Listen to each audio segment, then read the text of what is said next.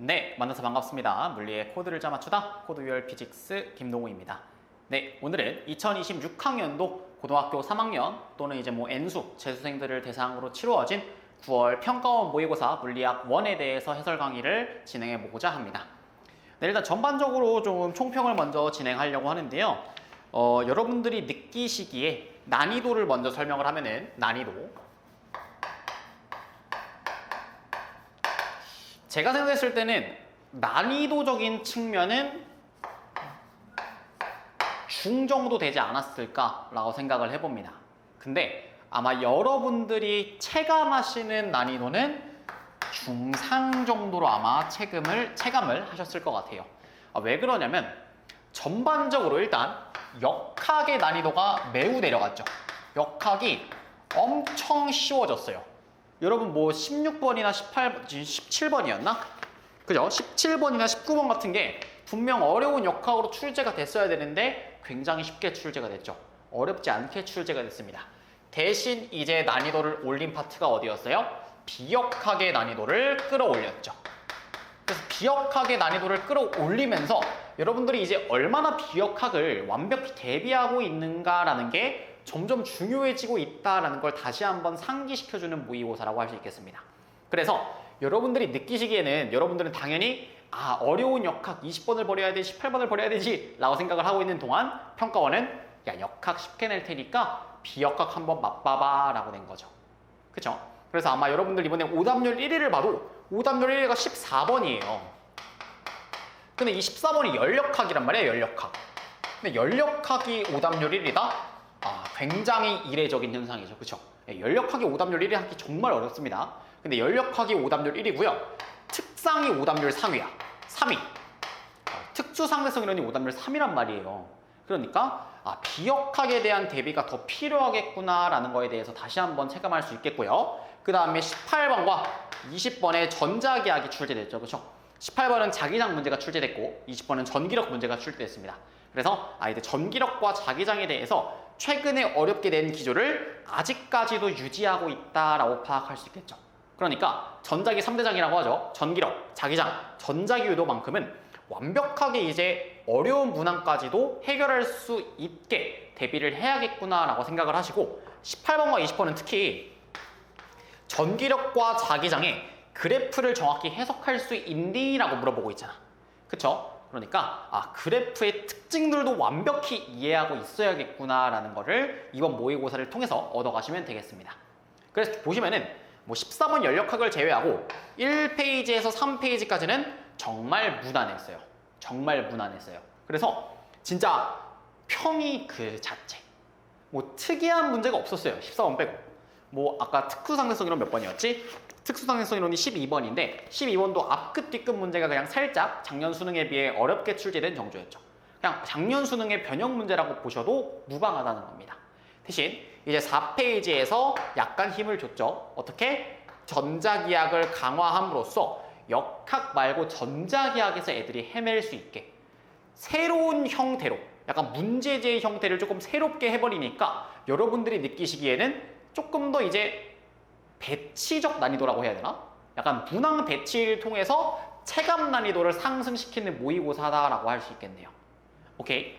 그래서 전반적으로 여러분들이 모의고사 복습하시면서 느끼셔야 될 거. 첫 번째, 비역학. 특히 열역학 특상. 등한시하면 안 되겠구나.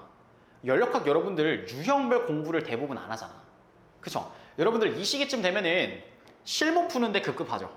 실전 모의고사를 계속 풀고 하니까 여러분들이 엔제를 유기해버립니다. 엔제를 다 안 했는데.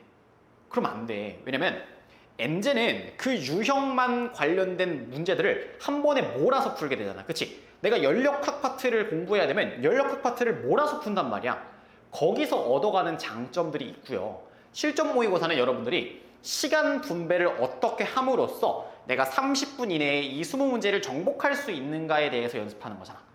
대신 열역학이라는 유형은 딱 한 문제 출제돼요. 20문제 중에. 각각의 가지는 장점들이 있고 뭐를 했을 때 더 유리하고 뭐를 했을 때 더 불리하고가 없고 그냥 둘 다 해야 되는 건데 실무만 양치기 하지는 않으셨으면 좋겠어요. 알겠죠? 그래서 요런 것들 지금 여러분들이 취약한 유형 내가 만약 연력학과 특상을 틀렸어 그러면 연력학과 특상 NG를 다시 한번 풀어보시면서 아니면 뭐 수능 특강, 수능 완성을 풀어보시면서 아 이런 유형들도 있었지 이렇게 풀었어야 되는구나 라는 유형별 풀이를 조금 정리하셨으면 좋겠어요. 아시겠죠? 그 다음에 전자기학 아직도 이제 전자기학이 뭐가 어렵냐 라고 하는 친구들 있는데 전자기학 대비하셔야 됩니다. 대신 역학이 좀 쉽게 나오잖아 이러면. 그치? 역학하고 전자기학의 난이도를 같이 올릴 생각은 없다는 거야. 둘 중에 하나는 좀 쉽게 냈잖아. 그죠? 그러니까 비역학 열심히 대비하셔야겠죠. 아시겠죠? 특히 전자기, 연력학 특상 이런 거 파동학이 어렵게 나오긴 어렵습니다. 그죠? 파동이 뭐 16번에 출제되긴 했지만 너무 쉬웠잖아. 그죠? 네. 그래서 이런 것들 얻어가시고요. 총평은 여기서 마무리하고요. 바로 1번 문제부터 시작해 보겠습니다. 1번 전자기파 문제죠. 그러면 전자기파 ABC가 이용되는 예시라고 합니다. 가시광선, 적외선, X선을 순서 없이 나타내는 것인데요. A. 눈에 안 보이는 일이잖아. 눈에 보이지 않는 잇몸 속 치아사진을 찍는 데는 당연히 엑스레이가 이용되니까 X선일 거고요. B는 인체에서 방출되어 체온 분포를 측정하는 데 이용되니까 적외선이겠구나라는 걸 알 수 있겠고, C는 모니터 화면에서 방출돼서 다양한 색의 영상을 구현하니까 우리 눈으로 보는 가시광선이겠구나라고 파악할 수 있겠죠. 기억! X선이 TV형 리모컨은 아니죠. TV형 리모컨에는 뭐가 이용됩니까? 적외선이 이용되죠. 니은 B는 적외선 맞습니다. 디귿, 진동수는 X선이 가시광선보다는 훨씬 크죠. 그러니까 답은 니은 디귿 5번으로 가시면 되겠습니다. 2번, 그림은 운동하는 물체의 위치를 일정한 시간 간격으로 나타낸 것이다. 1, 2, 3는 각각 등속도, 등가속도, 포물선 운동의 구간의 일부라고 하는데요. 지금 보시면은 같은 시간 동안 간격이 점점 좁아지고요. 애초에 빗면 위로 올라가니까 여기에서는 속력이 느려지는 등가속도 운동을 하고 있겠구나라고 파악할 수 있겠지. 자, 기억! 1에서는 등속도 운동이니까 시간에 따라서 속도의 변화가 없죠. 즉, 가속도가 0인 상황입니다. 가속도가 0이라는 거는 MA, 즉 알짜임도 0이라는 상황이겠지. 니은 2에서 가속도 방향은 지금 보시면은 속도가 느려지잖아. 그러니까 운동 방향과 가속도 방향이 반대다라고 하시면 되겠죠. 디귿 3에서 물체에 작용하는 알짜임의 방향은 한 군데밖에 없죠. 어디? 오직 연직 아래로만 작용한다라는 거를 꼭 캐치하셔야 됩니다. 포물선 운동에서. 그러니까 알짜임의 방향은 운동 방향과 완벽히 다르죠. 답은 기억 1번으로 가시면 되겠습니다. 네, 이어서 3번 봅시다. 3번. 다음은 핵반응에 대한 설명이다. 별은 높은 온도와 압력으로 인해 가벼운 원자핵들이 반응하여 무거운 원자핵이 생성되는, 가벼운 애들이 무거운 애가 되니까 핵 융합 과정이구나 라는 거에 대해서 알 수 있겠죠. 3232 헬륨이 만나서 1111 수소와 한 마리를 또 만들어내니까 질량수 보존, 전하량 보존 활용하시면은 너는 42 헬륨이구나 라는 걸 구할 수 있겠죠. 기억, 질량수는 기억이 4고요. 32 헬륨은 3이니까 기억이 더 크네요. 니은에서 질량 결소는 얘와 얘의 질량 차이가 아니라 이 친구들의 질량의 합과 이 친구들의 질량의 합의 차이만큼 질량이 결손될 테니까 그만큼이 에너지로 튀어나오는 거겠죠. 땡입니다. 디귿, 핵 융합 반응 맞습니다. 그래서 다음은 기억 디귿 4번으로 가시면 되겠습니다.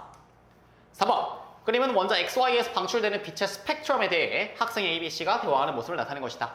기억은 X, 니은과 디귿은 Y의 스펙트럼이라고 합니다. 자, X, Y 모두 파장이 600나노미터 여기에 해당하는 빛을 흡수할 수 있냐라고 묻고 있는데 여기에 해당하는 스펙트럼 라인이 없잖아. 그러니까 흡수 못한다라고 가셔야죠. 학생 B, 빛의 진동수라는 건요 HF로 나타낼 수 있고 람다분의 HC 요 광자 에너지 공식을 활용하는 거잖아. 그치? 그러니까 진동수가 클수록 파장이 짧다라는 얘기를 주고 있는 거잖아요. 그죠? 그럼 봐봐. 학생 B, 빛의 진동수는 파장이 짧은 애가 더 클 테니까 기억이 니은보다 파장이 짧죠. 그러니까 진동수는 더 크다. 학생 C, 광자 한 개의 에너지는 진동수랑 비례하고 파장이랑 반비례하죠. 그쵸? 그러니까 파장이 짧을수록 에너지가 큰 거란 말이지. 파장은 니은이 디귿보다 짧죠. 그러니까 에너지는 니은이 디귿보다 커야겠네. 답은 학생 B만 있는 2번으로 가시면 되겠습니다. 5번 봅시다. 5번. 네, 강자성체, 상자성체, 반자성체를 보는 문제인데요. 요거는 제가 그림을 좀 크게 준비했습니다. 보시면요, 아크릴관에 자석을 고정해서 저울 위에 놓고 무게를 측정한다고 합니다. 지금 보시면은 없을 때는 1.00으로 저울이 찍히는데 A에선 0.99, C에서는 0.90으로 찍히죠. 그게 뭔 소리야? 저울이 이 자석, 즉 매단 물체를 지금 요 자석과 아크릴관을 떠받치는 무게가 적어졌다는 거야. 떠받치는 힘이 작아졌다고. 왜 그런 거야? 자석이 얘네를 당기니까. 그러니까 지금 A와 C에서는 서로 인력이 나타나고 있다는 거죠. 그러니까 근데 C에서 훨씬 인력이 세게 나타나잖아. 그러니까 C가 강자성체, A가 상자성체다라는 거 알 수 있고, 그럼 B는 반자성체니까 반대로 청력이 나타나겠죠. 그러니까 자석과 아크릴관이 저울을 더 누를 거란 말이야. 즉 청력이 나타나니까 이 저울의 측정값 기억이라는 거는 1.00보다도 크겠다라는 걸 파악하셨어야죠. 기억 A는 상자성체 맞습니다. 니은 기억은 1보다 커야 됩니다.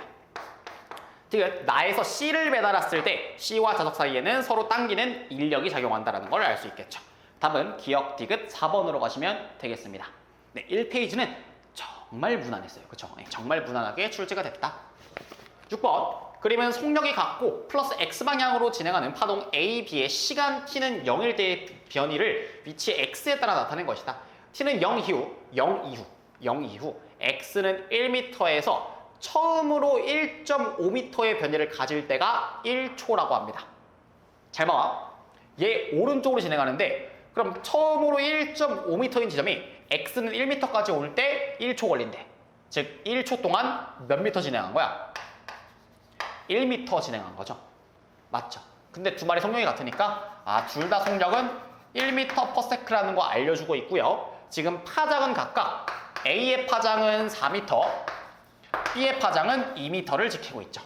그러니까 주기도 둘 다 1m/s가 나와야 되니까 우리 파동의 진행 속력은 T분의 람다로도 구할 수 있고 F 람다로도 구할 수 있잖아. 그치? 근데 람다가 4m, 2m니까 주기가 4초, 2초겠다라는 것도 알 수 있고, 주기와 진동수는 반비례 관계니까 너의 진동수는 4분의 1이고 너의 진동수는 2분의 1이겠구나라는 것도 알 수 있죠. 기억! 주기는 A가 B의 2배이다. 맞습니다. 니은! B의 진동수는 2분의 1, 0.5 맞습니다. 디귿! T가 1.5초일 때 보고 있잖아. T가 1.5초일 때는요, B 입장에서는요, 몇 주기가 지난 거야? B는 주기가 2주기지. 2초지, 2초. 그잖아. 그럼 1.5초라는 거는 3이 아니지, 바보야. 4분의 3주기가 지난 거죠. 그렇죠? 4분의 3주기가 지난 거니까 4분의 3 람다만큼 진행했을 거란 말이야. 맞죠? 그럼 봐봐. X는 1m인 위치 기준 4분의 3 람다 떨어진 곳이 1.5초 뒤에 올 거란 말이야. X는 1m 위치로. 그게 어디야? 빰빰빰. 여기 밑에 있는 골 지점이 여기가 반파장이고 여기가 4분의 3 람다잖아. 그쵸? 그래서 4분의 3 람다 떨어진 친구가 1.5초 뒤에 여기 1m인 지점까지 오는 거니까 변위는 1이 아니라 마이너스 1이다 라고 가셔야죠. 변위의 크기는 1이지만 변위는 마이너스 1이니까 요거 플러스 마이너스도 여러분들 잘 구분하셔야 됩니다. 그래서 6번은 답이 3번 기억 니은으로 가시면 되겠습니다.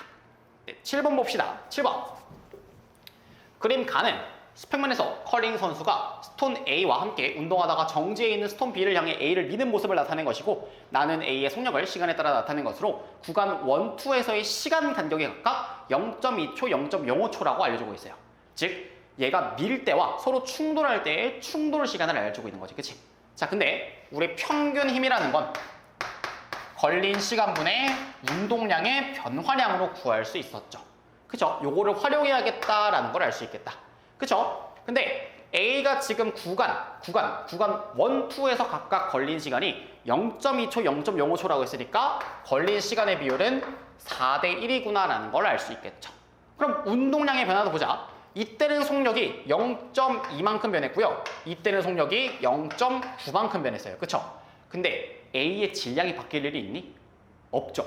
그러니까 운동량의 변화량이라는 건 바뀌지 않는 질량 곱하기 속도의 변화량이란 말이야. 근데 질량이라는 건 어차피 상수니까 속도의 변화량이 운동량의 변화량과 비례하겠죠. 그러니까 0.2, 0.9만큼 바뀐다는 거는 운동량이 2대 9의 비율로 바뀌겠구나라는 걸 알 수 있다는 거지. 그러니까 요 비율 풀어주시면 몇 대 몇이 되는 겁니까? 2대 36이니까 1대 18이 되죠. 그러니까 지금 A가 받은 평균 힘의 크기는 2에서가 1에서 8배가 아니라 18배가 돼야겠죠. 맞죠? 기억부터 봅시다. 기억. 1에서 A가 받은 충격량을 묻는데요. 속력이 0점이 변했어요. 질량이 20kg입니다. 그러면은 MV 해주시면은 운동량의 변화량, 즉 충격량이 나오겠죠. 그죠? 그러니까 해보시면은 몇입니까? 4N 곱하기 세크 맞네요.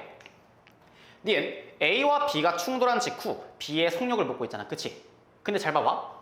이때 A와 B가 충돌할 때 어차피 두 마리가 받는 충격량, 즉 운동량의 변화량은 같단 말이야. 운동량의 변화량이 같다고. 근데 두 마리 질량이 어때? A와 B 질량이 둘 다 같죠? 그럼 속도 변화량도 어때야겠니? 당연히 같아야겠죠. 근데 B는 정지해 있었는데 A가 속력이 0.9 변하네? 그럼 B도 0.9 변해야겠죠. 맞죠? 그러니까 답은 기억 1번으로 가시면 되겠습니다. 네, 이어서 8번 봅시다. 아, 그림 큰 게 있었네? 8번. 그림 가나는 각각 직육면체 모양의 물체 A, B, C가 정지해 있대. 정지. 정지가 정말 중요해. 정지라는 건 뭘 뜻하는데? 알짜 힘이 0인 상황을 뜻하는 거거든. 그치? 저거를 활용해야겠구나라는 걸 생각을 하셔야 되죠. 가나에서 실 P가 벽에 작용하는 게 각각 30N과 10N이라고 알려줬으니까 그림에 한번 표시를 해봅시다. 가나에서 실 P가 요 개에 작용하는 게 여기서는 30N, 그 다음에 여기서는 10N이라고 알려줬어요. 근데 지금 보시면 정지라고 했으니까 당연히 이 실이 당기는 것도 30, 그럼 요 실이 당기는 것도 30, 그럼 C의 무게는 30이구나라는 것도 알 수 있겠죠. 똑같은 메커니즘으로 가시면은 10, 10일 테니까 A의 무게는 10이겠구나라는 걸 알 수 있겠죠. 그러면 만약 중력가 속도를 이 문제에서 안 알려주긴 했지만 중력가 속도가 10m/s 제곱이라면 A는 질량이 1kg다라고 생각하시면 되겠고 C는 3kg구나라고 생각하시면 되겠죠. 맞죠? 근데 지금 보시면 가에서 수평면이 B를 떠받치는 거와 나에서 수평면이 C를 떠받치는 게 F0와 EF0래. 그치? 수평면이 B를 떠받치는 거는요. 이 개로 보잖아? 이 하나의 개로 보시면은 A 플러스 B가 수평면을 누르는 만큼 수평면이 A 플러스 B를 떠받칠 거란 말이야. 즉 F0라는 거는 뭐와 뭐의 합이라는 거야? A와 B의 무게와 같다는 거죠. 맞죠? 그럼 나 상황 보시면은 EF0라는 거는 누구와 누구의 B 플러스 C의 무게와 같다는 거지. 맞지? 근데 우리 아까 A의 무게가 10이었고요. C의 무게가 30이었단 말이야. 그럼 이게 1대 2의 비율을 가지려면 B의 무게가 10이어야 되고 B의 무게가 10이어야지 20, 40이 적용되는구나라는 걸 알 수 있죠. 즉 A와 B는 무게가 같구나라는 것도 알 수 있다는 거지.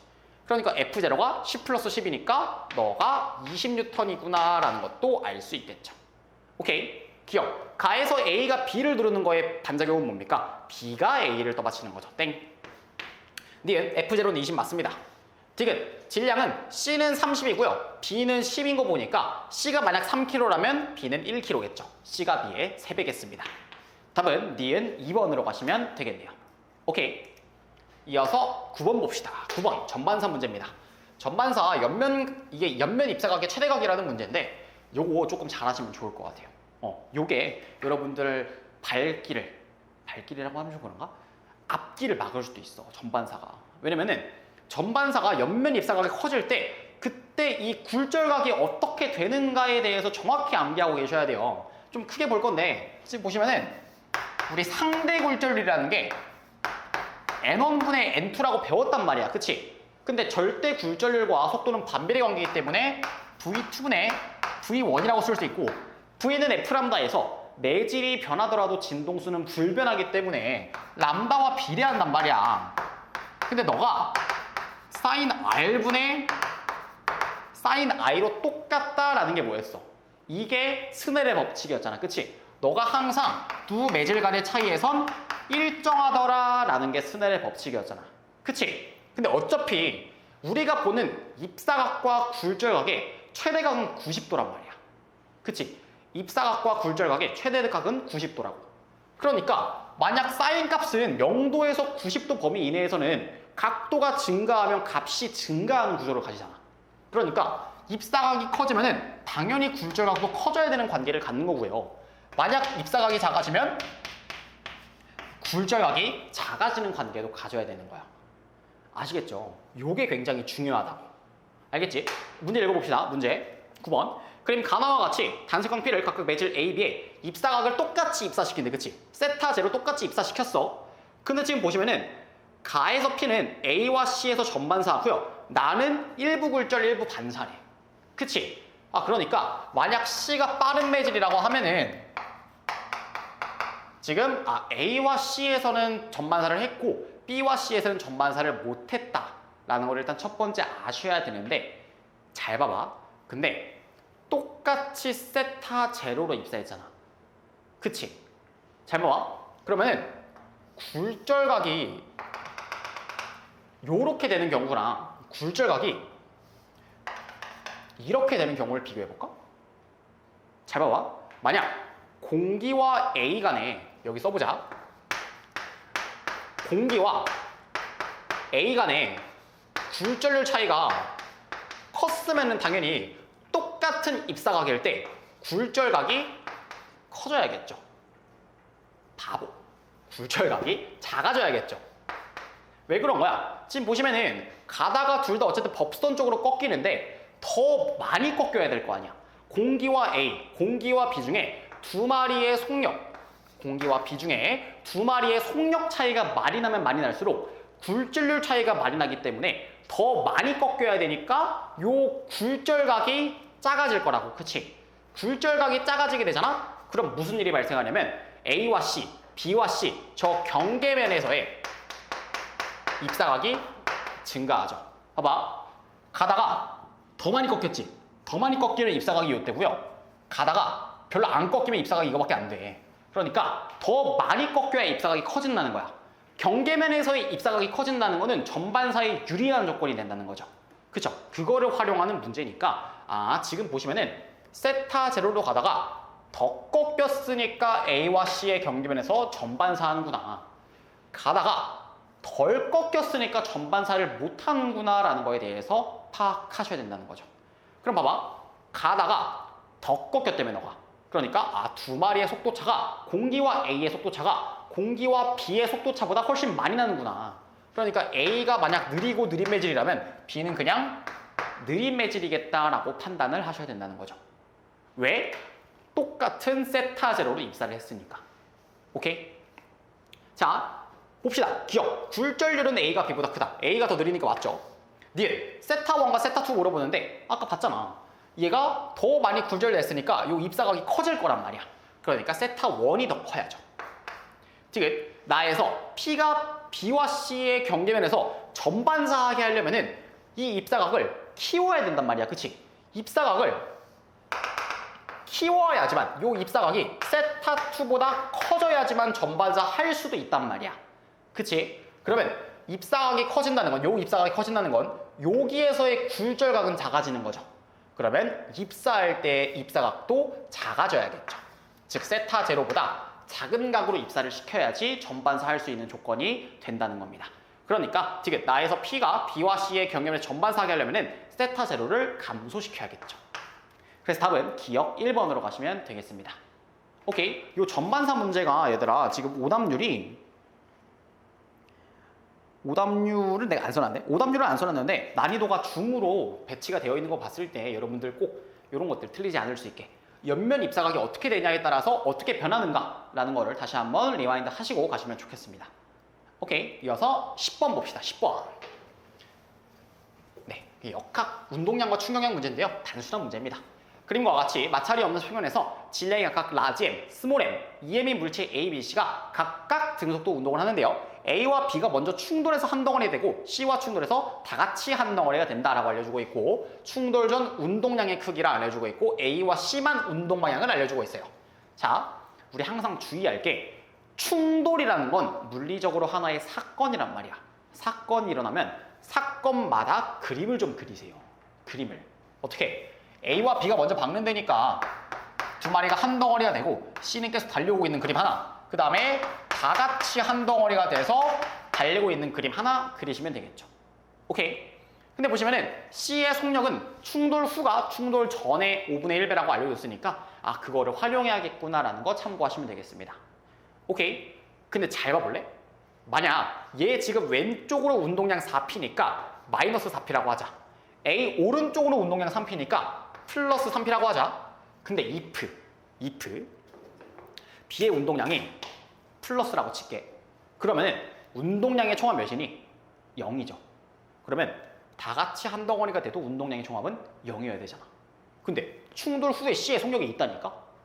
그러니까 아, 너 플러스가 아니구나. 너 플러스가 아니라 마이너스로 달리고 있었구나 라는 걸 알 수 있다는 거지. 오케이. 그럼 나는 이렇게 할게. P는 MV라고 칭할게.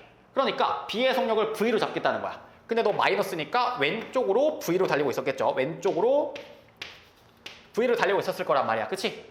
그럼 얘 4P니까 4MV 가져야 되니까 C는 왼쪽으로 분필 왜 이래? 왼쪽으로 2V로 달리고 있었겠죠. 맞지? 근데 A와 B가 박는데 그럼 지금 플러스 3P와 마이너스 P가 박는 거니까 얘가 가지는 운동량은 플러스 2P가 될 거고 C는 똑같이 마이너스 4P를 가질 테고 C는 속도가 변함없이 2V로 달려오고 있었겠죠. 맞지? 근데 A 플러스 B와 C가 충돌한 이후에는 운동량의 합은 보존이 돼야 되기 때문에 너가 운동량 종합 마이너스 2P를 지니고 있을 거란 말이야. 맞지? 근데 이때의 속력이 충돌 전에 5분의 1배래잖아. 즉 5분의 2V다라는 걸 알려주고 있는 거죠. 맞죠? 그럼 지금 마지막 상황에서 운동량식을 한번 써주면 이 P라는 거는 EMV랑 똑같잖아. 그치? 그게 A 플러스 B 플러스 C 전체 개의 질량인 3M 플러스 라지 M 곱하기 속력 5분의 2V와 같다라는 거지. 괜찮아요? 그러니까 너가 5M이 나와야 된다라는 소리니까 라지 M은 2M이겠구나라고 바로 가실 수 있다는 거죠. 야, 이 정도면 고의 모의고사보다도 쉬워. 아시겠죠? 이런 거 틀리시면 안 됩니다. 네, 그래서 답은 4번 2M으로 가시면 되겠습니다. 오케이, 이어서 11번 봅시다. 11번. 네, PN 다이오드 문제죠. 자, 그러면 동일한 전지 두 개, 동일한 PN 접합 다이오드, 발광 다이오드 D1에서 D5까지 있어요. 아우 많다. 그 다음에 표는 그 다음에 동일한 저항 두 개, 스위치 S1, S2와 S2로 구성한 회로를 나타낸 것이고요. S1과 S2의 연결 상태에 따라서 빛이 방출되는 LED를 나타냈다고 합니다. 그림을 좀 크게 봅시다. 지금 보시면은 첫 번째 상황 S1은 닫혀있고 S2는 열려있는 상황에서 D2, D4가 불이 켜진단 말이야. 그치? 그럼 일단 S2의 길을 막아볼게. S2를 막는다는 건 이 직류 전원이 실질적으로 일을 못한다는 거죠. 그러면 S1을 지금 연결했으니까 이 직류 전원만 일을 할 수 있다는 겁니다. 맞죠? 그랬더니 D2와 D4에만 빛이 방출된대. 그럼 잘 보자. 이렇게 가서 D3에 지금 통할 수 있다는 거야, 없다는 거야? 없다는 거죠. 그러니까 너는 N으로 들어가는 방향이겠다. 그 다음에 D4랑 D2에 흘러야 되니까 너가 PN, PN이겠구나라는 거야. 맞죠? 요렇게 가서 요렇게 들어갈 수 있으니까.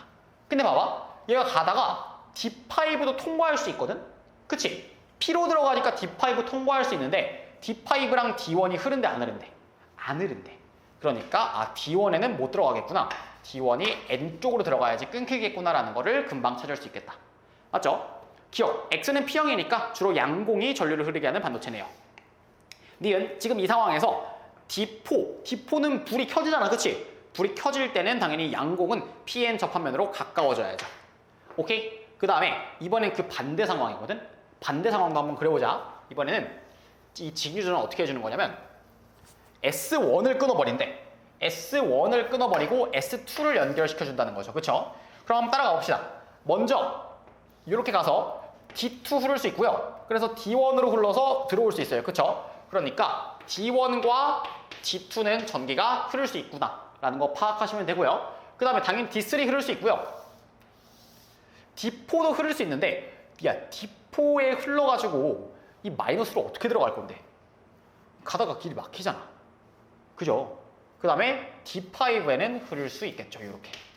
그러니까 아 D3와 D5에 흐를 수 있겠구나.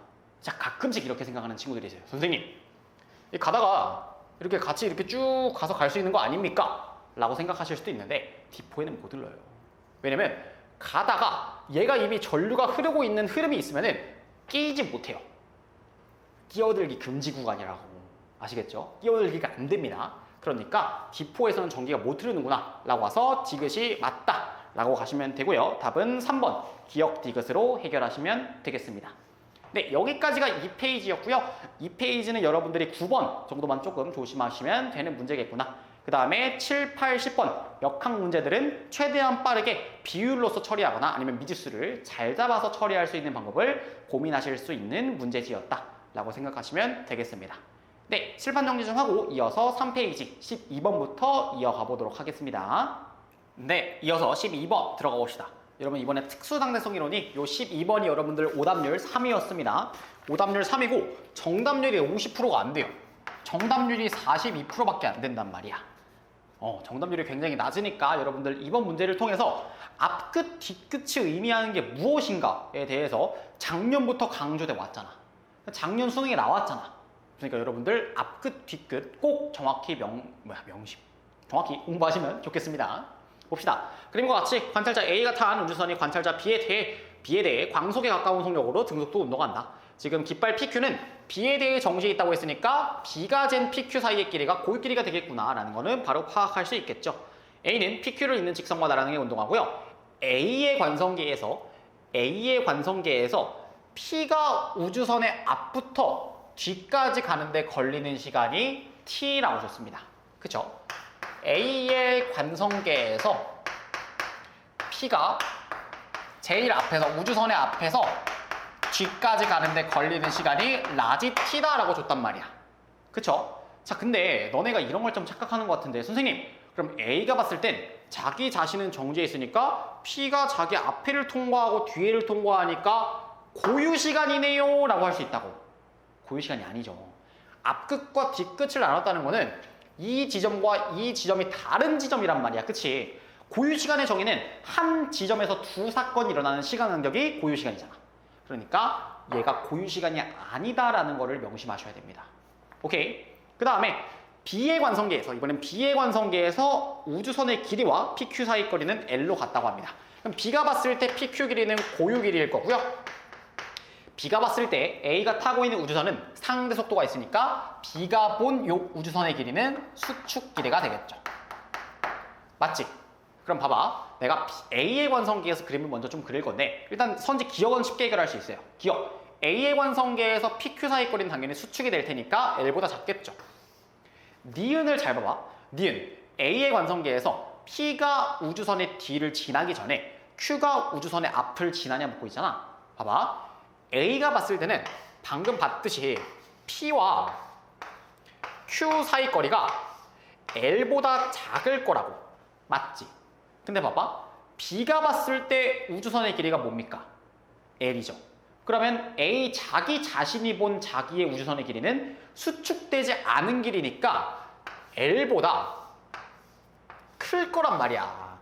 이 길이가 L보다 클 거라고. 오케이? 그럼 봐봐. P가 우주선의 뒤를 지나기 전에 Q가 우주선의 앞을 딱 지날 거라는 얘기죠. 누구의 관성계에서? A의 관성계에서. 오케이? 니은 A의 관성계는 P가 우주선의 뒤를 지나기 전에 Q가 먼저 지난다. 맞는 선지가 되는 거죠. 오케이? 그럼 봐봐. 지금 보면은 A의 관성계에서는 P가 제일 앞에를 지났다가 제일 뒤에를 지날 때까지 P가 이동해야 되는 길이가 L보다 커요. 맞죠? 근데 만약 우주선 A의 속력을 V라고 하잖아요? B가 봤을 때? 그러면 A가 봤을 때 PQ가 움직이는 속도도 V일 거란 말이야. 그치? 그럼 A의 관성계에서 P가 자기 앞을 통과하고 뒤까지 가는데 걸리는 시간은 이 친구의 속력분에 얘가 가야 되는 거리일 테니까 L보다 크다라고 정의할 수 있다고. 맞죠? 근데 봐봐. 이걸 B가 보잖아. B가 보면은 그냥 얘도 길이가 L이고요. 얘도 길이가 L이에요. 그럼 P가 여기부터 여기까지 가야 되는 거리가 L밖에 안 된다고. 맞지? 속력을 뭘로? V로. 그러니까 B가 봤을 때는 이 시간이 V분의 L밖에 안 걸린다는 거예요. 정확히 V분의 L이라고. 그러면 이 라지 T보다 어떤 거야? 라지 T보다는 작구나라는 걸 알 수 있다는 거지. 디귿. B의 관성계에서 우선 앞이 P에서 Q까지 가는데 우선 앞이 P에서 Q까지 가는데 걸리는 시간은 V로 정확히 L만큼 가면 되니까 V분의 L은 T보다, 라지 T보다는 작다로 해결하셔야 되죠. 여러분들이 5번으로 많이 가셨어요. 디귿선지를 잘 판단하셨어야 되는 문제다라고 하시면 되겠습니다. 답은 기억, 니은 3번으로 가시면 되겠습니다. 13번. 네, 그냥 물질법 화작 문제죠. 자, 근데 물질법 화작 문제는 내가 이번에 좀 설명해주는 방식대로 조금 푸시면 좋을 것 같은데 항상 우리 물질법 화상이라는 거는 뭐 MV분의 H라서 루트 EMEK분의 H다라고 하시는 건 여러분들 잘 아실 거예요. 근데 조금 다르게 접근해보자. 만약 람다 곱하기 M 곱하기 V를 하면은 올리시면은 플랑크 상수가 나와야 되는 거 맞죠? 이게 H로 일정해야 된단 말이야, 그치? 그러면 A, B, C 입자에 람다 B가 달라도 이 세 마리를 곱한 값은 일정해야 된다는 거죠. 맞죠? 똑같이 이 친구도 올려버리시면 람다 제곱 곱하기 M 곱하기 2K가요. 뭐 H는 아니죠. 얘가 2가 생겨버리니까. 그렇지만 어떤 값으로 일정해지게 됩니다. 맞죠? 그러니까 이 비율 관계로 여러분들이 모든 문제를 풀어낼 수 있다는 거예요. 오케이? 어떻게 풀 거냐면 나는 봐봐. A, B, C에 람다 B를 알려줬잖아, 제가. 친절하게. 람다 분의 1의 B가 2대 2대 1 되니까 람다는 1대 1대 2다라는 걸 알려준 거고 질량비가 몇 대 몇이래? 1대 4대 2니까 맞지? 그러면 람다 곱하기 M 곱하기 V가 하나의 값으로 일정해야 되니까 너네 세 마리 곱한 값, 너네 세 마리 곱한 값, 너네 세 마리 곱한 값이 일정해야 될 거라고. 그러니까 속도가 4대 1대 1이겠구나라는 걸 바로 알 수 있다는 거지. 왜? 1 곱하기 1 곱하기 4는 4, 1 곱하기 4 곱하기 1은 4, 2 곱하기 2 곱하기 1은 4. 숨차. 그죠? 그 다음에 또 이런 것도 할 수 있겠죠? 그러면 람다 제곱의 B는 1대 1대 4인 상황이란 말이야. 근데 너랑 운동 에너지랑 곱하면 몇이 나와야 돼요? 일정한 값이 나와야 된단 말이야. 그럼 봐봐. 1 곱하기 1 곱하기 얼마겠구나. 1 곱하기 4 곱하기 얼마겠구나. 4 곱하기 2 곱하기 얼마겠구나. 그럼 수가 제일 큰 값을 1로 상대값을 잡으면은 4 곱하기 2는 8이니까 4 곱하기 1 곱하기 2가 나와야 되고 1 곱하기 1 곱하기 8이 나와야겠구나라는 걸 알 수 있다는 거지. 그러니까 운동 에너지의 비율도 한 번에 구할 수 있다라는 겁니다. 오케이? 기억. 운동량의 크기는 물질법 파장이랑 운동량은 반비례 관계잖아.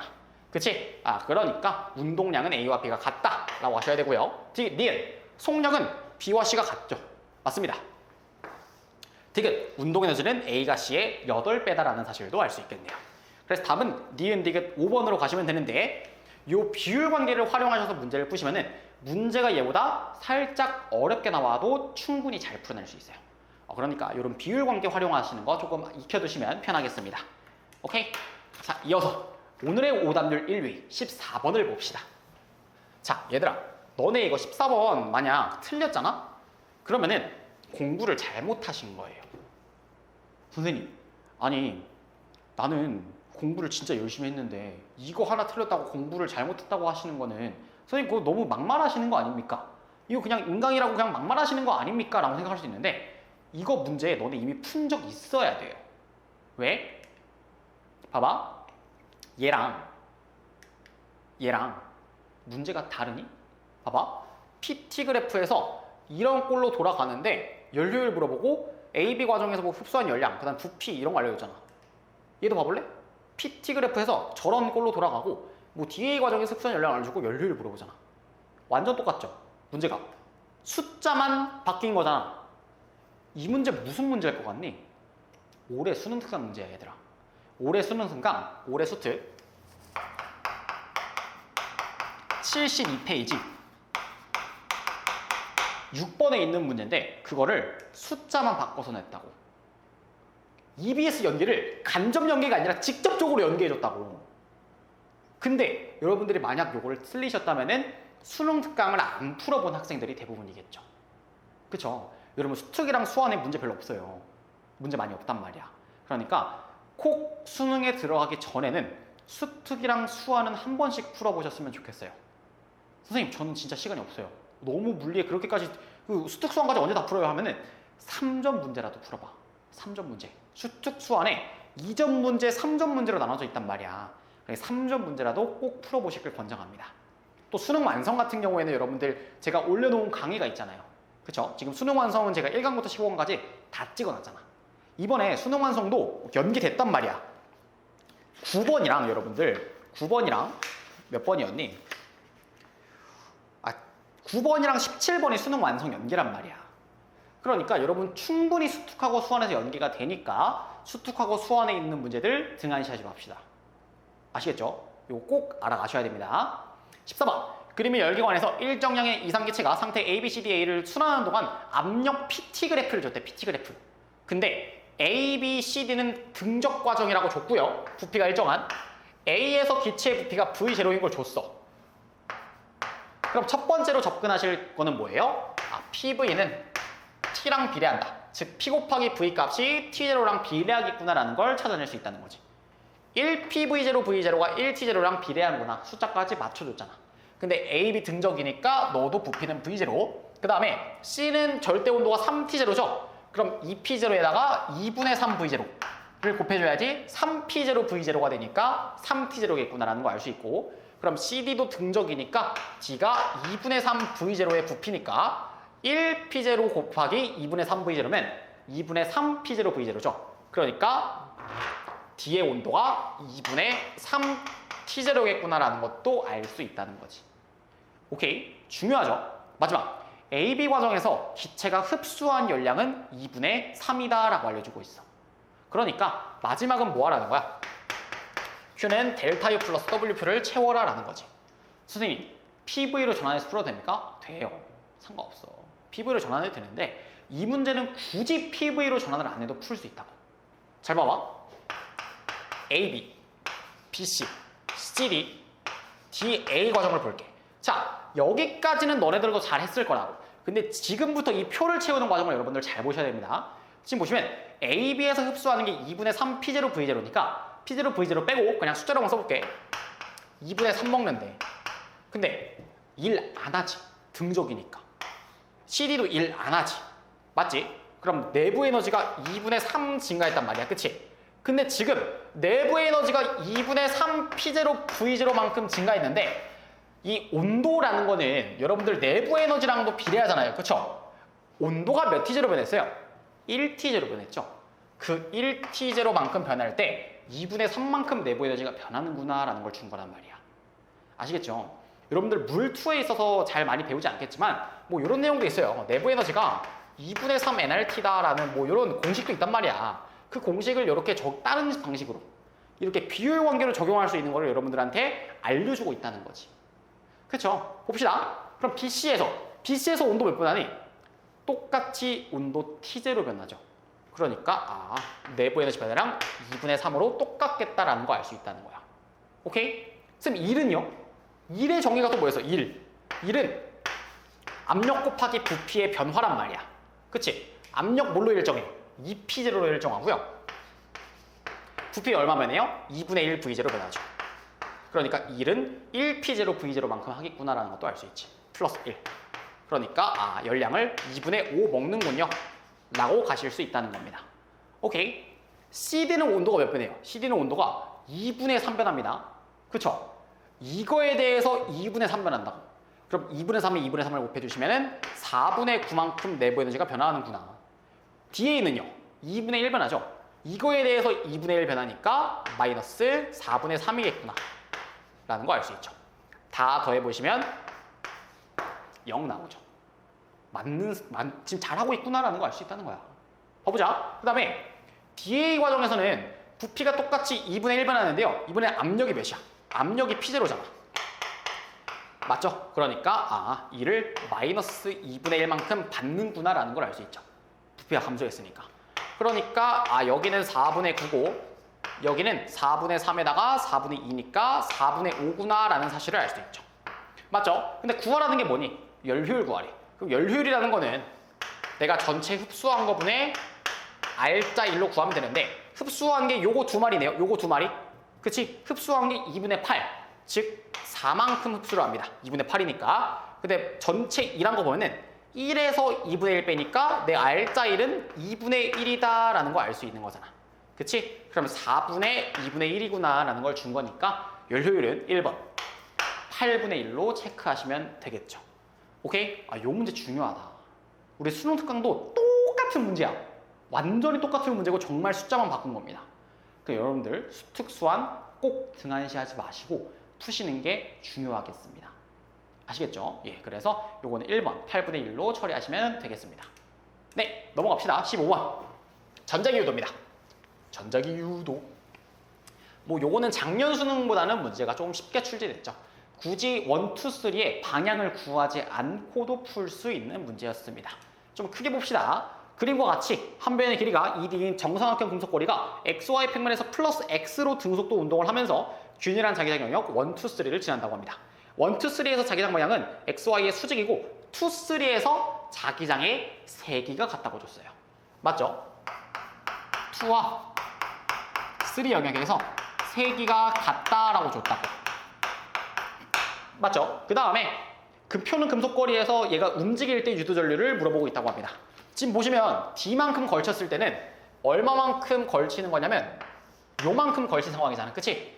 그만큼 걸쳤을 때 마이너스 Y, 즉 시계 방향으로 I0만큼 유도전류가 형성된다고 합니다. 그럼 우리 시계 방향이라는 거를 플러스로 잡아보자. 그러면은 지금 원을 요만큼 통과할 때 플러스 I0의 유도전류가 형성되는구나 라는 걸 알 수 있죠. 그러면 원을 빠져나갈 때는 얼마만큼 형성되니? 원을 빠져나갈 때는 다른 색깔로 써볼까? 마이너스 I0구나 라는 걸 알 수 있다는 거지. 맞죠? 근데 지금 2는 이 3D 과정에서 안 알려줬고요. 5D에서는 알려준 게 하나 있어. 5D. 5D에서는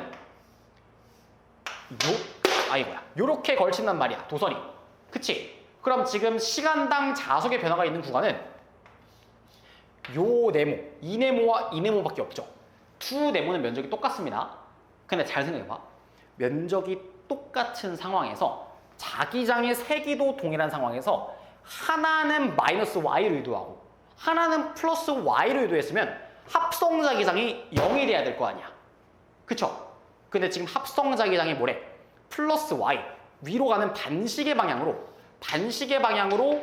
I0만큼 유도가 된대잖아. 그러면 2와 3가 각각 유도하는 유도 전류가 2분의 1씩 유도를 하니까 합성돼서 반시계로 1만큼 있는 거구나라고 파악을 하셔야죠. 맞죠? 그러니까 여기가 마이너스 2분의 1이고 여기도 마이너스 2분의 1이라는 소리야. 그지? 그럼 2를 빠져나갈 때 마이너스 2분의 1이면 들어갈 때는 플러스 2분의 1이겠죠. 그러니까 지금 요 네모, 즉 3D를 지날 때, P가 3D를 지날 때는 마이너스 I0하고 플러스 2분의 1 I0니까 마이너스 2분의 1 I0만큼 흐르는 거고 우리가 시계를 플러스로 잡았으니까 반시계구나라는 것도 알 수 있죠. 반시계라는 건 플러스 Y 방향으로 전류가 흐른다는 거지. P점에는. 맞지? 반시계니까. 자, 기억. 자기장의 세기는 1에서와 2에서가 어떠냐라고 묻고 있는데 잘 봐봐. 면적이 2분의 1배가 되니까 유도 전류도 2분의 1배가 됐어. 그러면 자기장의 세기는 같구나라는 걸 알 수 있겠죠. 니은, 기억은 2분의 1 I0. 맞습니다. 그 다음에 디귿, 니은은 플러스 Y. 맞네요. 답은 다 같이 맞아서 5번, 기억, 니은, 디귿으로 가시면 되겠습니다. 오케이. 이어서 16번 봅시다. 16번, 물결파의 간섭입니다. 그림 간은 평면에 고정된 두 지점 S1, S2에서 발생시킨 진동소와 진폭이 같은 시간 t 0일 때 모습이라고 합니다. 위상은 안 알려줬네. 위상을 파악하겠구나라는 걸 알 수 있겠죠. 왜? 위상이 서로 같으면 반파장의 홀수배만큼 경로차가 나는 곳에선 상쇄, 반파장의 짝수배만큼 경로차가 나는 곳에선 보강이라는 걸 알지만 위상이 반대면 그게 말이 달라지잖아. 그죠? 위상을 파악해야겠구나 라는 걸 알 수 있는데 PQR은 평면상에 고정된 세 지점인데 나 같은 경우에는 PQR 중에 하나라고 알려주고 있어요. 좀 크게 봅시다. 근데 잘 봐봐. 이거 작년에 있었던 내용인데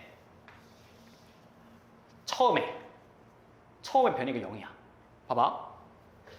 P도 마루 골이 만나니까 0이고요. R은 골이 만나니까 0이 아닐 테고 Q는 모르겠어요. 그죠? 잘 보시면은 P 같은 경우엔 근데 마루 골이 만난다는 거는 상쇄 간섭 지점이라는 걸 알 수 있지. 그럼 P 그래프를 그리면 어떻게 나오냐? P 그래프는 상쇄 간섭 지점에선 그냥 그래프가 쭉 역으로 일정하단 말이야. 근데 얘는 지금 보시면 그래프가 움직이죠. 그러면은 너는 보강 간섭하는 지점이구나 라는 걸 파악할 수 있어야 되고 근데 R점은 지금 T가 0인 상황에서 이미 골고리 만나고 있는 상황이니까 아 너는 Q의 변이를 나타낸 것이구나 라는 걸 파악할 수 있어야지. 그치? 그 다음에 Q 같은 경우에는 완벽히 지금 가운데 마디선이 있죠. 요 마디선에 해당하는 라인이란 말이야. 그치? 요 마디선에 해당하는 라인은 경로차가 0인 지점인데 경로차가 0, 즉 반파장이 짝수배인 구간에서 보강 간섭을 하네. 그럼 두 마리의 위상은 어떻겠다? S1과 S2의 위상은 동일한 상황이구나 라는 거를 파악할 수 있다는 거지. 맞죠? 근데 지금 보시면은 이 한 칸, 이 조그만 게 1m래. 근데 지금 보시면 여기에서 마루까지 1m야. 그럼 봐봐. 마루까지 1m. 그 다음 골까지 1m니, 다시. 미안. 1m, 1m, 1m, 1m. 즉 파장은 몇 미터? 파장은 4m다라는 걸 알고 있는 거지. 아 그러니까 파장은 4m인데 지금 보시면 주기가 2초죠. 그러니까 S1, S2 둘 다 물결파의 속력은 2m/s구나 라는 걸 파악할 수 있다는 거지. 오케이, 기억. 물결파의 속력은 2m/s 맞습니다. 닐, T는 1초일 때 수면의 높이는 P에서가 R에서보다 높냐 하는데 어차피 P는 상쇄간섭 지점이니까 1초일 때든 0초일 때든 3초일 때든 2초일 때든 수면의 높이는 0일 거란 말이지. 그럼 R에서를 잘 보셔야 되는데 R은 지금 T는 0일 때 골고리 만났죠. 그쵸? 근데 1초 뒤라는 거는 반주기가 지난 상황이란 말이야. 그러면은 다음 마루가 여기로 왔을 거고 그 다음 마루가 여기로 왔겠지. 반주기니까. 한 주기가 지나면 그 다음 골이 와야 되잖아. 그러니까 마루가 간섭하고 있으니까 R에서는 보강으로 아주 위로 변이가 솟았겠죠. 맞죠? 그러니까 수면의 높이는 R에서가 더 높다라고 하시면 되고요. 디귿, 얘는 Q에서의 변이를 나타내는 게 맞습니다. 그래서 답은 기억 디귿 3번으로 가시면 되겠습니다. 네, 여기까지가 3페이지 내용이고요. 여러분들 아까 연력학 문제 조금 잘 푸시는 거 그것만 조금 집중하시면 되겠습니다. 네, 칠판 정리하고 이어서 마지막 4페이지 보고 마무리해 보도록 하겠습니다. 네, 이어서 17번 봐보도록 하겠습니다. 17번, 네, 요것도 그림을 좀 확대해서 봐보도록 하고요. 그림과 같이 질량이 m인 물체로 수평면에 놓일 용수를 원래 길이에서 B제로만큼 압축을 시킨 후에 가만히 놓으면 쭉 올라가서 점 P에서 0이 된다고 합니다. 속력이. 그쵸? 자, 근데 우리 지금 이제 문제 읽으면서 하나씩 그림의 조건을 표기할 건데 자, 2분의 1 mv 제곱이라는 건요 K로 치환하기로 약속을 하고요. mgh는 P로 치환을 하고요. 2분의 1 K D0 제곱 1 2라고 치환을 합시다. 아시겠죠? 역학적 에너지 문제가 오랜만에 17번에 다시 바뀌었잖아. 쉽다고. 여러분 역학적 에너지는 20번이나 19번에 안 바뀌면 정말 쉬운 문제인 거예요. 꼭 해결을 해보시려고 노력을 하셔야 됩니다. 그러니까 치환해서 계산을 줄여보자는 거야. 자, 그러면은 이때 P에 갔을 때 속력이 0이라고 속력이 0이래네. 그럼 중력 포텐셜밖에 없는 상황이니까 4mgh밖에 없는 상황이죠. 그러니까 이때의 중력 포텐셜 에너지가 4P구나 라고 할 수 있겠죠. 오케이. 그 다음에 다시 내려가서 D1만큼 압축시켰다가 다시 올라가면은 이번엔 Q에서 속력이 0이 된대요. Q는 3H 높이니까 3P의 중력 포텐셜을 지니는 곳이구나 라는 걸 알 수 있죠. 맞죠? 그럼 잘 봐봐. 4P에 있었는데 내려가면서 마찰구간 한번 지나고 D1만큼 압축시킨 다음에 다시 쑥 와가지고 마찰구간 다시 한번 지난 다음에 Q까지 오니까 중력 포텐셜 에너지가 얼마 감소했어요? P 감소했죠. 아, 중력 포텐셜 에너지 감소량이 P인데 그건 지금 마찰구간을 몇 번 지난 거야? 2번 지난 거구나 라는 걸 알 수 있다고. 그 다음 줄도 보시면은 물체가 마찰구간을 내려가는 동안은 등속도 운동하고 마찰구간을 한 번 지날 때 손실되는 역학적 에너지는 올라갈 때와 내려갈 때가 같대. 아, 같은데 그걸 2번 지나니까 P가 손실된대. 그러니까 마찰 구간을 한 번 지날 때 손실되는 역학적 에너지는 2분의 1P와 같구나. 맞죠? 근데 봐봐. 두 마리 얘가 내려갈 땐 등속도 운동을 한대요. 예를 들어 R점의 속력이 V였으면 S점에서도 속력이 V가 될 거라고. 그럼 이동한 감소한 역학적 에너지는 빗면 높이 차이에 의해서 R에서 S까지 갈 때 감소한 역학적 에너지는 중력 포텐셜 에너지만큼이겠지. 왜? 역학적 에너지의 변화량이라는 게 뭐야? 운동 에너지 변화와 포텐셜 에너지 변화량을 합한 거잖아. 근데 V에서 V, 등속도면은 운동 에너지 변화가 없단 말이야. 즉 중력 포텐셜 에너지 변화량이 역학적 에너지 변화량이라는 거죠. 그게 지금 얼마라고? 2분의 1 mgh. 그러니까 R과 S 간의 높이 차가 얼마겠다? 2분의 1h 차이 나는구나 라는 걸 알 수 있다는 거지. 맞죠? 너가 2분의 1h만큼 차이구나. 그러니까 기억. R에서의 높이는 h 플러스 2분의 1h니까 2분의 3h가 돼야겠죠. 맞죠? 그럼 봐봐. 처음에 역학적 에너지가 이만큼 있었단 말이야. 2분의 1 kd 제로 제곱만큼 있었다. 근데 마찰 구간을 한 번 지나서 쭉 가보니까 4p만큼 있는 거 맞죠? 마찰 구간 한 번 지날 때 2분의 1p 손실 나가는데. 그럼 첫 번째 식 뭐가 나옵니까? 2분의 9p. 즉 이때 있을 때 4p와 이때 손실된 2분의 1p를 더했을 때가 처음에 있던 탄성 포텐셜 에너지겠구나라는 공식이 나오죠. 그럼 좀 풀어주시면은 2분의 9 mgh라는 게 2분의 1 kd0 제곱과 같다라고 하니까 여러분들 이 생략시켜 주시고 약분시켜 주시고 그 다음에 k 빼고 d0 제곱 넘겨주시면은 d0 제곱분의 9mgh가 k구나. 즉 D는 맞는 말이구나 라는 걸 알 수 있다는 거지. 오케이. 그 다음에 디귿 같은 경우에는 어떻게 하시면 되냐면 그 다음에 올라갔다가 내려와서 다시 최대로 압축시키는 게 D1이래잖아. 그치? 그럼 그때 압축시켰을 때 탄성 포텐셜 에너지 2분의 1 KD1 제곱이라는 게 4P에서 내려갈 때 다시 한번 2분의 1P가 손실당하기 때문에 이때의 역학적 에너지는 2분의 7P와도 같겠죠. 근데 봐봐. 2분의 9P가 2분의 1 KD0 제곱이었단 말이야. 그럼 2분의 7P라는 건 여기에다가 몇 배 해준 거예요? 9분의 7배 해준 거니까 뭐랑 똑같다? 여기에다가 9분의 7 해보시면 18분의 7 KD0 제곱과 같다라는 식이 나오죠. 맞죠? 그러면 첫 번째 식과 마지막 식을 한번 연립을 해주시면 D1 제곱이라는 게 몇이랑 똑같아?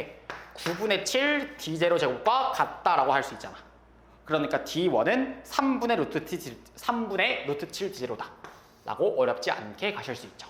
그러니까 답은 니은 디귿 5번으로 가시면 되겠습니다. 네, 이어서 18번 봐봅시다. 여러분은 18번 매우 어려웠으니까 조금 주의 깊게 보시면 좋겠습니다.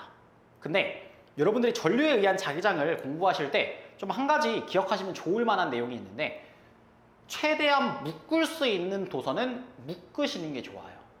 알겠죠? 그게 지금 무슨 말인지 같이 한번 봅시다.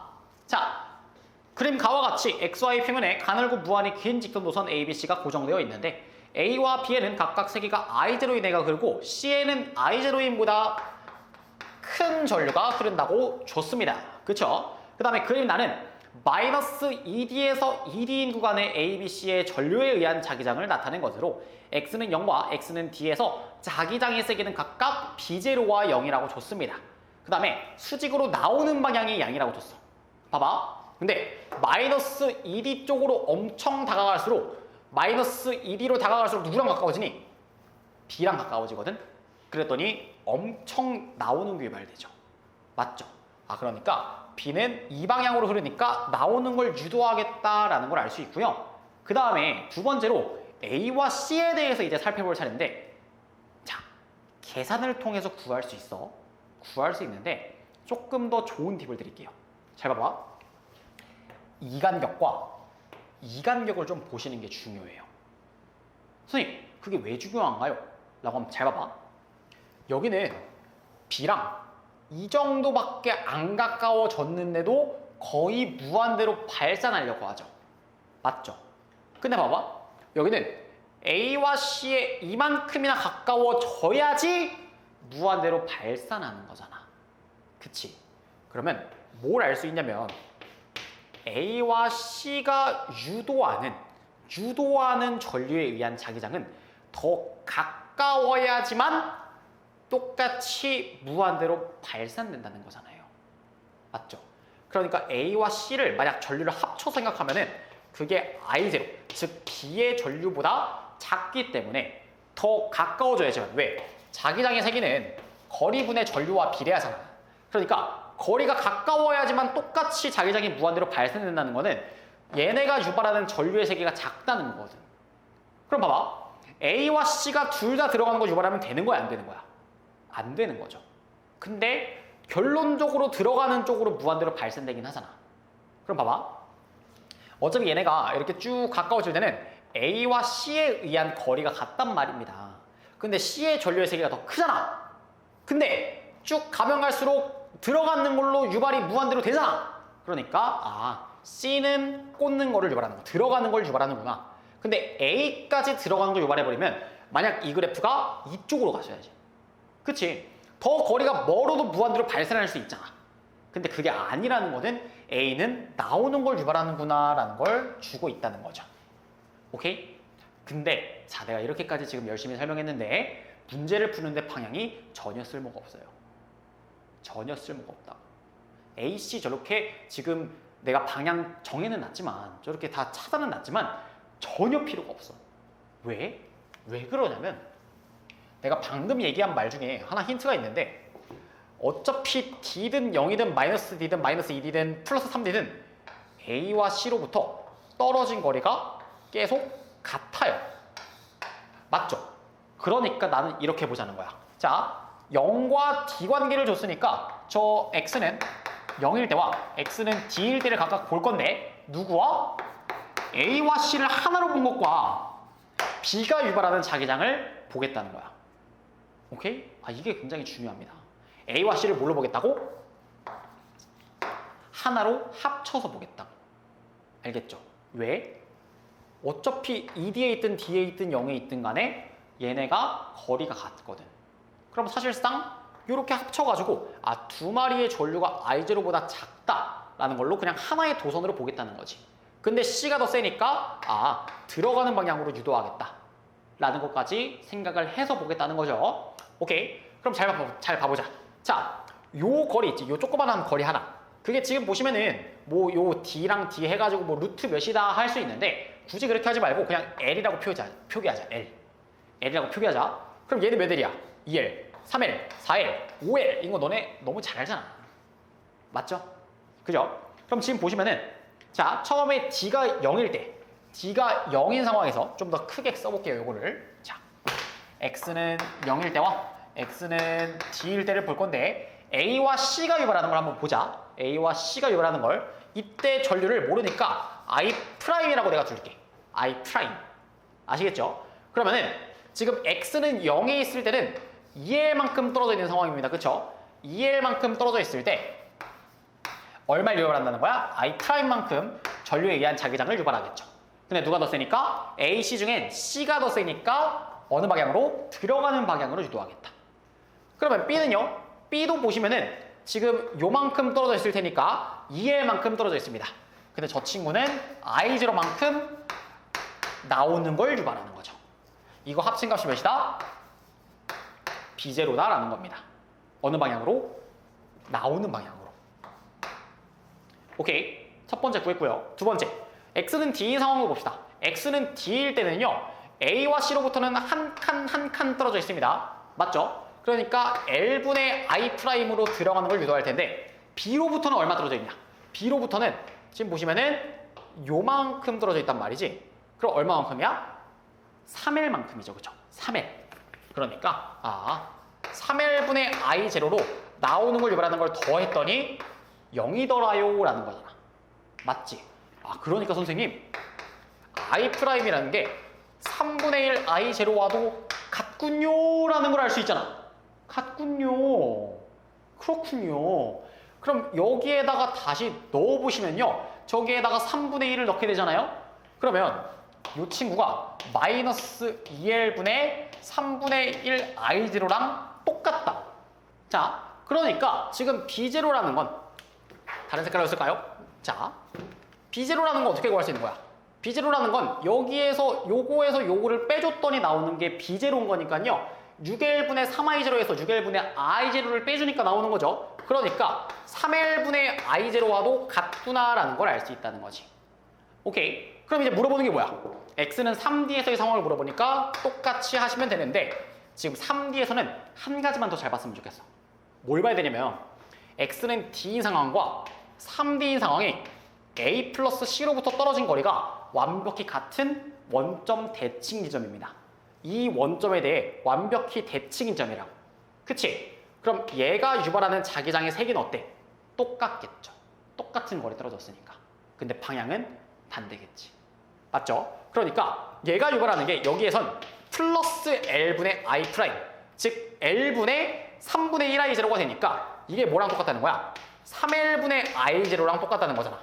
즉 B0만큼 나오는 걸로 유발할 거다라는 걸 알 수 있다는 거지. 쌤 B는요? B는 해보면 되지. B는 L, L, 2L, 3L, 4L, 5L 떨어져 있을 테니까 5L분의 I0만큼 유발하겠다. 근데 5L분의 I0라는 건 여기에다가 5분의 3 곱해줘야 되는 거잖아. 그러니까 5분의 3B0만큼 나오는 걸 유발하는구나 라는 걸 알 수 있다는 거죠. 그래서 두 마리를 합성해 주시면은 나오는 걸로 5분의 8을 유도하겠구나. 답은 2번으로 가실 수 있다는 겁니다. 오케이. 자, 마지막에 요거 원점 대칭 관계 이용하는 것도 계산을 줄일 수 있는 방법인 거고요. 그 다음에 굳이 저걸 막 루트 계산을 하지 마시고 그냥 루트를 L로서 잡음으로써 똑같이 새로운 거리값으로 잡음으로써 조금 더 계산을 단순하게 할 수 있는 방법을 설명드린 겁니다. 오케이. 그래서 이렇게 표 작성하시는 거. 네, 지금까지 하던 거랑 크게 다름이 없지만 조금 주의하실 거는 이런 관계 파악하는 거. 그 다음에 그래프 정확하게 해석할 수 있는가. 네, 이런 것들에 조금 집중하시면서 문제 풀어보시면 되겠습니다. 네, 이어서 19번 가봅시다. 19번. 해설 강의가 길어지니까 쌤도 점점 배가 고프네요. 19번. 네, 역학계 문제인데요. 어렵지 않은 역학계 문제였습니다. 네, 19번. 그림 가와 같이 질량이 각각 스몰 m, 4m, 라지 m인 물질 A, B, C가 실로 연결돼서 속력이 증가하는 등가속도 운동을 한다고 합니다. 그럼 나는 가에서 B와 C를 연결하는 실이 빵 끊어졌대. 요 실이 끊어졌구나. 요 실이 끊어졌을 때 실이 끊어진 순간부터 B의 속력이 0이 될 때까지 각각 등가속도 운동을 해서 3D, 10D 가는 상황을 알려주고 있다고 합니다. C의 가속도의 크기는 나에서가 가에서 8배라고 했으니까 가를 플러스 A라고 잡으면 C는 가속도가 플러스 8A가 된다는 거죠. 맞죠? 그럼 나 잘 봐봐. 나 이렇게 하고 싶어. 예를 들어 B의 속력이 여기서 0이라고 치자. 0이라고 치는 게 아니라 속력이 0이 된대잖아. 그치? 그때 3D만큼 이동했대요. 맞죠? 그러면 굳이 여기를 V라고 안 잡고 3V라고 잡을게. 그럼 만약 이때 걸린 시간이 T잖아? 그러면 B는 평균 속도가 몇이에요? B는 여기에서 여기까지 평균 속도는 2분의 3V가 되고요. T만큼 갔더니 이동한 거리가 3D구나 라고 알려주고 있는 거라고. 맞지? 그럼 C는 지금 얼마 이동했습니까? C는 이때는 3V였을 겁니다. 맞죠? C는 3V였을 텐데 이동한 거리가 10D예요. 그럼 평균 속도가 2분의 10V가 나와야지 10D만큼 이동하는 거잖아. 그치? 그러면 두 마리의 속도값을 더했을 때 10V가 나와야 되니까 너 여기서의 C의 속력은 7V겠구나 라는 걸 알 수 있다는 거지. 그러니까 두 마리 가속도비가 나오죠. 가속도라는 건 걸린 시간분의 속도 변화량인데 두 마리의 걸린 시간이 같습니다. 근데 B 같은 경우에는 3V가 변했고요. C 같은 경우에는 4V가 변했죠. 그러니까 가속도비는 3대 4라는 사실을 주고 있다는 겁니다. 오케이. 그러니까 너가 8A였으니까 너는 6A의 가속도를 가지겠구나. 근데 얘는 속도가 빨라지니까 플러스, 너는 속도가 느려지니까 마이너스 관계구나라는 걸 파악하셔야죠. 방향 조심. 근데 뭐 구하래? C의 질량 구하래. 이거 2023학년도 수능 문제랑 거의 비슷하죠? 네, 요거 꼭 기억하셔야 되는 게 하나 있어요. 뭐냐면은 실이 빵빵 끊어지잖아? 그러면은 A 플러스 B와 C의 개는요, A 플러스 B 개와 C는요, 두 마리의 합력 변화량이 동일합니다. 이게 뭔 소리냐면 두 마리가 실이 땅 끊어지잖아? 그럼 A 플러스 B 입장에서도 잃는 거는 이 실의 장력이고요. C 입장에서도 잃는 거는 이 장력이에요. 즉, 두 마리의 합력 변화가 같다고. 합력 변화 어떻게 구하는데요? M 곱하기 가속도의 변화량이에요. 근데 합력 변화가 같다는 거는 질량비와 가속도 변화량이 어떻다는 거야? 반비례한다는 거죠. 질량비와 가속도 변화량이 반비례하는구나 라는 거를 꼭 파악하고 있어야 된다는 뜻이죠. 그럼 봐봐. A 플러스 B는요, 플러스 A로 가다가 마이너스 6A가 됐으니까 가속도 방향 고려해야 돼. 방향 고려하면 가속도가 7A가 변하게 되고요. C도 플러스 A에서 플러스 8A가 되니까 가속 변화량이 7A가 됩니다. 즉 가속도 변화량이 1대1이라고. 그치? 그럼 질량비도 1대1이 돼야 되죠. 맞죠? 근데 A 플러스 B의 개의 질량 몇 M이야? 5M이잖아. 그럼 C도 질량이 5M이 돼야 된다는 겁니다. 그래서 C의 질량은 5M이다라고 1번으로 어렵지 않게 체크하실 수 있는 문제였습니다. 야, 19번이 이렇게 시시하면 되냐? 안 되죠, 여러분들. 예, 절대 요 정도에 안주하시지 마시고 충분히 어려운 역학 문제들도 연습을 계속 해나가셔야 됩니다. 절대 구평이 여러분들 수능이라고 생각하지 마세요. 아시겠죠? 네. 마지막 20번 보고 마무리합시다. 20번. 전기력 문제인데요. 꽤나 어렵습니다. 꽤나 어렵기 때문에 아마 20번에 배치하지 않았을까 싶은데 제 개인적인 생각으로는 20번보다는 18번이 조금 더 어렵지 않나 라고 한번 생각을 해봅니다. 20번 봅시다. 그림 가와 같이 점선화 A, B, C가 X상에 고정되어 있는데요. B와 C의 위치는 각각 마이너스 1D와 플러스 1D라고 합니다. 그죠? 나는 가에서 B만 D로 바꾼 상황이다 라는 거 알려줬고 B, C, D의 전하량은 다 같다고 했으니까 QQQ라고 써봅시다. QQ, QQ. 오케이. 그 다음에 그림 다는 가와 나에서 양전하 P의 위치를 왔다리 갔다리 하면서 움직일 때 P에 작용하는 전기력을 그래프로 나타낸 것이다 라고 알려주고 있죠. 전기력의 방향은 오른쪽 방향이 플러스 방향이라고 합니다. 맞죠? 그럼 지금 봅시다. 지금 보시면 나 상황에서는 마이너스 D에서 전기력 합성값이 0이 되는구나 라는 걸 알려주고 있죠. 맞죠? 아, 그러면 저거를 이용해야겠구나 라는 생각도 한 번쯤 해볼 만하겠죠. 근데 잘 보자. 자, 둘 다 1위 쪽으로 가면 갈수록 C 쪽으로 가면 갈수록 C의 집의 영역 안에 들어가는데요. 18번이랑 거의 똑같아. 그치? 거의 똑같아. C에 가까이 가면 다가갈수록 엄청 거리가 짧아지니까 C의 집의 영역에 들어가는데 힘을 어디로 받아? 힘을 오른쪽으로 엄청 받죠. 그러니까 C는 음전하겠구나 라고 판단할 수 있겠고요. B 같은 경우에는 가 상황에서는 B에 다가갈수록 똑같이 오른쪽으로 힘을 받으니까 너는 플러스. 양전해야지 오른쪽으로 밀어내잖아. 그 다음에 나 상황에서는 왼쪽으로 힘을 엄청 받는다고 했으니까 D는 음전하겠구나 라는 사실을 알 수 있다는 거지. 오케이. 그 다음에 지금 우리가 파악할 수 있는 지점은 두 개밖에 없어요. 어디? X는 마이너스 D일 때와 X는 0일 때를 파악할 수 있겠죠. 그쵸?